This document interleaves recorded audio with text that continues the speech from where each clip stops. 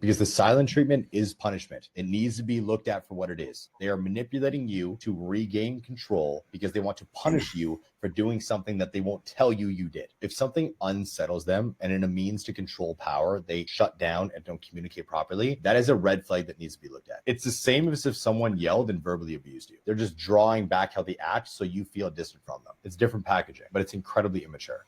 Are you not entertained? Are you not entertained? Hey, what's going on, family? This time for No Picks Podcast. What's good, family? Joe, No Picks Podcast. All right, Joe. So that's one of two clips that I wanted to show, right? But the first clip, what's your thoughts on the silent treatment in general, and within the bounds of a relationship? Let me say. Well, if it's like the go-to move for people, whether it's the man or the woman when they're upset, I think it can be manipulative, right? Like if you're just not having conversation at all and just go straight to the silent treatment, it can be manipulative. I feel like there should always be communication in a relationship. I feel like how do you solve an issue if you don't talk about it? I feel like if you don't feel like talking in that moment because maybe you're too angry, you don't know what you feel yet, and you're trying to figure it out, and communicate that too. Be like, hey, listen, we got to have a conversation. I'm upset right now. I don't want to speak out of anger, or I haven't figured out my thoughts yet. I need some time. Is that cool? And then the other person can be like, you know what? Thank you for communicating. Take the time that you need. Let me know when you're ready to talk, right? But if their go-to is just complete silent treatment, I think that's immature, and I do think that is manipulative, and I do think that that is some kind of form of, I don't want to say abuse, but like it can be emotionally manipulative. So Right. off rip, I'm going to say context matters, but definitely, yeah, it depends. But yeah, if that's the go-to, it's manipulative. I think it is. Yeah. So I agree with you. There's levels to it, right? Yeah. But I think so. Yeah. So there's levels to it. I think it can be manipulative. I think it's a stretch to say abuse. Yeah. I mean, I think it's a stretch to say, but because he mentioned it in there anyway, so it's proper. It's cool for us to mention it. But I think it's a stretch to say abuse. But no, I think I can see it being manipulative. And for me, listen, I'm not gonna lie, I'm a silent treatment bull, right? Because but all right, let me play the second one, and then let's just dive into a deeper conversation about it. Okay. The silent treatment is literal emotional warfare. It's brutal and it's abusive. In this form of punishment, not only do you withdraw all forms of communication, but you're also withdrawing affection. This makes you desperate for their approval. And the more that you try to word vomit and fight your way through the silence, the worse it gets. And you start rapid thoughts of wondering when they're going to talk to you again. And do they even care about you at all? And this type of dynamic, it will leave you completely emotionally exhausted. The silent. So in this case, old girl said it was emotional abuse. Yeah. So any more thoughts to add in her perspective in it? I got abuse. Like, so the words that have been tossed around so much that I feel like they've lost a lot of value, right? Abuse, narcissist, misogynist, incel. There's all these are these buzzwords, right, that have been so overused now that I feel like it's kind of cheapened their value now. They don't have the same impact, right? Abuse has been one of those, unfortunately. And so I think that, like I said, it really does depend on context, right? Because I'm gonna tell you right now, if I've had this conversation with you several times and the behavior does not change, there's nothing more for me to say to you, right? So like, clearly you don't respect my boundaries.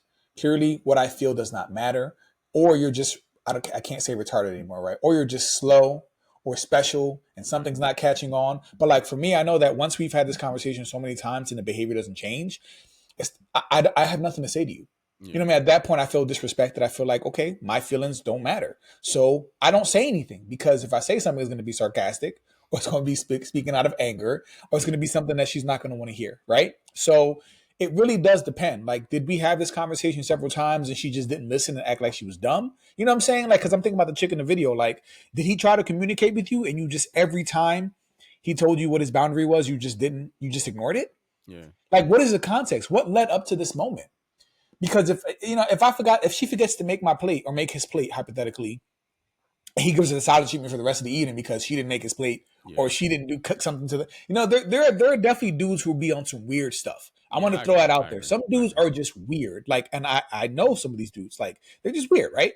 But I just don't. I don't know, man. Calling it abuse is a stretch. It has to. It's. I think it's a stretch, though.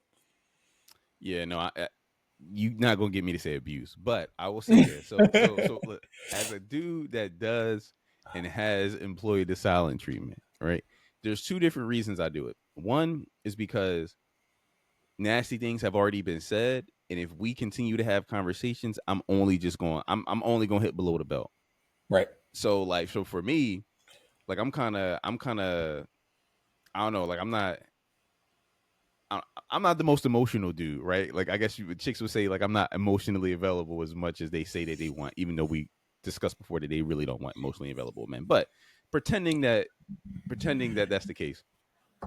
No, like my thing is, I definitely will. If I feel like you intentionally tried to hurt my feelings at any point during the conversation, I will hurt your feelings, and the point will be to make you cry in a corner. So like I will go there. I will take it there if you play with me, right? So now if I never get provoked in that way, you'll never see that side of me. However, if you do try to see that, if you do try to play with me and whatever, like I'll take it there. I'll 100% take it there. So I will employ the silent treatment because I'm like, if I open my mouth, it's just gonna be ugly. Like this chick will be crying in the corner because I do this shit for real. Like I've you mean like what Bane say? He's like, you new to the light. Like I've been born here. Like I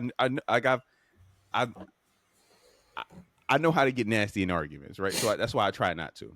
But the second reason is something you mentioned, is like I feel like there's nothing more to be said because I don't even want to hear, like, if you do something, like if something that was already established as an issue for me and you do that thing, I don't even want to talk about it because you knew what you did and I don't even want to hear that you're sorry because you're not sorry. Because I won't accept sorry. I won't accept your sorry. Right. Like I'll tell a motherfucker like, okay, hey, cool, I apologize. I'll be like, I don't accept your apology. Because you knew it was an issue and you did it still, knowing it was an issue. Right. So that to me, that tells me that you're not sorry. Right. Because you knew it's like you feel what I'm saying? So it's like at that point, I'm like, yo, you got to give me a few days because like it's like I'm just going to go crazy on you so I will avoid you, right? So I'll have the standard conversations that you need to have in order to move forward, right? Hey, what's for dinner? Everything cool with the kids? What are we doing here? Hey, take out the trash. Like all this stuff that makes sure the house functions as it does. But if you come to me with some small talk, like, oh, let me show you this text my friend sent me, I will walk in the next fucking room. I'll walk in my car. I'll drive to the park. I will go play with a dog I've never seen before in my life. Like, do not come to me with no small talk because there is ain't no, hey, let's watch a movie together. Let's go. Absolutely the F not. Nope. Like like don't. If it's not about the kids or the house or something significant, right? Like, hey, this bill need to be paid. We need to figure out what's going to happen. If it's not one of those things, do not come to me saying, yo, like, my back hurt. I got this happened at work. I don't care about none of that shit. I'll talk to you when I'm ready to talk to you because you put yourself in a situation to where you deserve this. Right. Right. And that's why we both said context matters, right? Because in that situation, absolutely, you won't get a silent treatment. And that's what I'm saying. Like when you set a boundary and she blatantly disrespects it or continues to do that, I used to tell my wife, and I still do, is like, listen, the best apologies is change behavior. Right. That for me is the best apology is change behavior. Like if you, your actions speak so much louder than your words. You might say one thing. And what do we always say? Don't listen to what females say. Yeah. Watch what they do.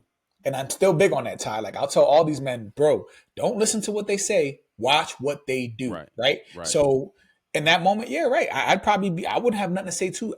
In my last marriage with my ex-wife, it used to happen so often because she struggled with accountability, bro. She was just one of those hyper masculine, just rough around the edges, struggle love, straight out of survival. Like she was rough, right?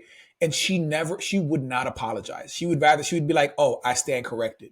She wouldn't say, I'm sorry, my bad. Or she'd be one of those like, well, I'm sorry you're upset by that. Like one of them BS apology. She was one of those. So like she never took accountability. And because she was that type of person, she would get the silent treatment. And I'm like, I'm not talking to you because you know you're wrong. You're not going to apologize. I can't get over this until I get some kind of accountability for it. So I'm not saying anything to you. And we sometimes would go days not talking. We'd be at the dinner table, our kids would be around us. I'd be talking to my kids. Right. I'm saying nothing to her. And they could feel that energy. And it sucks because I feel like it was becoming toxic. That's why I'm no longer with this person, right? But like she used to get it all the time because she refused to take accountability. And I'm like, I can't be with somebody who doesn't know how to say, I'm sorry, I messed up. You get the silent treatment. But even with that, Joe, like I don't accept I'm sorry all the time, bro. Like if you do something that you knew was going to be an issue, you're not sorry. You did what you did, and the result was me getting upset. But you knew what you were going to do. I accept sorry if it's a genuine mistake. If it's like, yo, like first thing that comes to mind, a really good friend of mine, you know him, Larry. I remember I was going at him years ago in college. We were in college together. I was going at him in college. And I was like making fun of him. We were at we threw a party. We used to always throw parties. Everybody was fucking wasted in the joint. And it was like me, my cousin that you never met before, but it was me, Larry, my cousin, a bunch of other people at the party. And I'm making fun of Larry. Like he's like the butt of my joke. For whatever reason, I targeted him and I was like, yo, I'm gonna clown this dude all night. So I'm like going crazy on him or whatever. And I'm like, I'm calling him, we all calling him like, oh, and I don't know. The thing was like, hey, Larry's no fun. So people start calling him No Fun Larry. So the parties start like the people in the party laughing, giggling, and all that shit. And I'm like, bro, you so corny. But like, I was just like, and I was just going crazy, right? And I didn't feel like I was wrong, right? Yeah. So like the next day, so him and I weren't talking the next day. So in my head, I'm like, but my cousin hit me up, and I was like, yo, like, but let me ask you, I was like, was I wrong during that situation? Like, he was like, yeah, you were kind of wrong. I ain't gonna lie. I was like, yeah, I was like, all right, cool. So then I come to Larry. I'm like, Larry, like, listen. I apologize. Like I didn't mean to come at you in that way, whatever. And you know, and he accepted my apology, right? Obviously, because we still cool to this day. But for like me apologizing to him was a genuine apology because I really didn't think it was wrong, right? And it never happened before, so it wasn't like a recurring thing that was like, oh, okay, cool. Where he would be like, no, nigga, you do this all the time. I'm not accepting your apology. But if it happened before or multiple times, I can understand him being like, no, I don't want to be your friend anymore. Right. You feel what I'm saying? So I'm not, cool. Right. Thank you for saying sorry, but we're not cool anymore. So that's kind of how I operate. I'm like, listen, I'm not accepting apologies if this is something that you do and you knew it was going to be an issue. I don't want to hear sorry. I don't want to hear sorry. So it's like, right. Maybe I'm weird with that because it makes sense. It grinds my gears. You know what I'm saying? It makes sense. It absolutely makes sense. And that's why we say the best apologies are changed behavior. So if you keep apologizing, but you keep doing the same disrespect, you don't care. Right. You're not learning. You're not reflecting. It's not important enough to you. My feelings, you know what I mean? You start feeling invalidated. It's like, you just don't care. And at that point, it's like, I have nothing to say to you. Right. And if you're unfortunately married to someone like this, then you have to deal with it. You know, you got to learn how to tolerate it, work around it, just give that person space and not say nothing. But no, bro, absolutely. If you had repeatedly done that to Larry, he would be within his right to say, no, bro, right. I'm good. You know what I mean? But because he realized this is just a one and done. This is not characteristic of you. You know what I mean? Maybe you didn't know. We all make mistakes. You got to leave room for that too, right? We all make mistakes. And I think he was man enough to be like, I accept your apology. And it never happened again, right? No, never again. Right. Never so that's what I'm saying. So you owned it and then it never that's what I'm saying. You changed that behavior. That never happened again. That is a genuine apology, bro. So I'm with you. If they keep apologizing and doing the same thing, that's like I'm with you, bro. I'm with you. And I guess we'll end it. But the last thing I want to add to the men who listen to our podcast, and we've said this before, is like when women try to engage you in these arguments, like for the most part, if you can, just try to avoid it, bro. Because women don't argue with logic. It is emotion. It is passion. It is pure emotion, no logic. And they will bring you down to their level and then and you will lose. Yeah. There's no winning. That's why I was like, the best thing to do is to be stoic or just be like, you know what? I'm out of here. Move yourself in the situation or be like, you know what? I'm not having this conversation with you, especially if she's riled up. The best thing that men can do is like try to avoid that conversation at all costs or be like, listen, you need to calm down. I'm not talking to you until you calm down because otherwise you're going to take me out of my character. You know what I'm saying? So like just men try not to argue. Will continue to be moved.